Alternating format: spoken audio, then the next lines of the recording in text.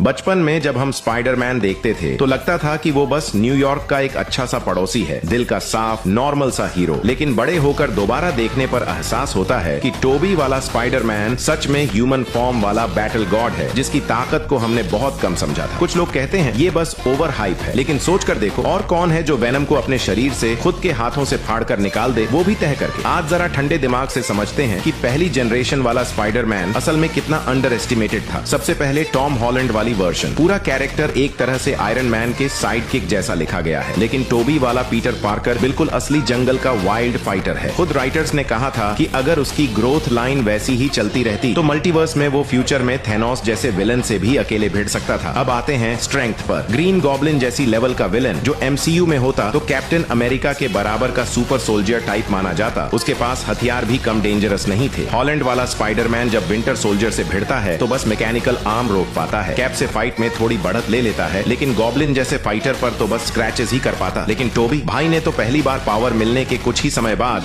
Goblin को जमीन पर घुटने टेकने पर मजबूर कर दिया था। एक एक पंच में ऐसा वेट था कि गॉब्लिन माफी मांगने लगता। ये क्लियर दिखाता है कि अगर सिविल वॉर में हॉलैंड की जगह टोबी होता तो जमीन पर दबा हुआ आदमी शायद कोई और होता। अब ड्यूरेबिलिटी, ग्रीन गॉब्लिन की पंपकिन बॉम्ब ने हैरी की आधी फेस लिटरली उड़ा दी, लेकिन टोबी को बस थोड़ी धूल लगी। उस टाइम ही समझ जाना चाहिए था कि ये स्पाइडरमैन कुछ अलग ही मेटल का बना है। ट्रेन वाली फाइट याद है? उसने पूरे स्पीड से भागती हुई ट्रेन को अपने पैरों और हाथों से रोक लिया। कोई नॉर्मल हीरो या सुपर सोल्जर ये कभी ट्राई भी नहीं कर सकता। ये स्ट्रेट अप ह्यूमन टैंक वाला फीट है। वेनम और सैंडमैन दोनों से अकेले भिड़ना, बीच बीच में जमीन पर गिरकर फिर पूरी ताकत से वापस उठ जाना, ये एंड्योरेंस और हीलिंग स्पीड किसी और स्पाइडरमैन में नहीं दिखती। अब आते हैं उसके स्पाइडर सेंस पर। सब कहते हैं एंड्रू गारफील्ड वाला सबसे फास्ट है, लेकिन असली में टोबी का रिएक्शन टाइम लाइटनिंग की तरह है। नो वे होम में साफ दिखता है कि अगर दोनों साथ मूव करते विनर हमेशा टोबी ही होता। चाहे ग्रीन गॉब्लिन हो या डॉक ऑक, खतरा पास आने से पहले ही टोबी रिएक्ट कर लेता है। अगर एवेंजर्स के आधे मेंबर्स को टोबी के सामने बिना गैजेट्स लड़ना पड़े, सच बताऊं शायद कई लोग उसे छू भी नहीं पाएंगे। Strength top tier, recovery absurd level की, सेंस ऑलमोस्ट फ्यूचर प्रेडिक्शन जैसा, ये प्योर 3 स्टैट हाई सेटअप है। तो सवाल ये है, टोबी वाला स्पाइडरमैन एवेंजर्स में किन किन को आसानी से हरा सकता है? सिर्फ क्लोज कॉम्बैट हीरोज की बात करें तो captain America plus winter soldier दोनों मिलकर भी मुश्किल में पड़ जाएंगे। आयरन मैन के पास एआई है,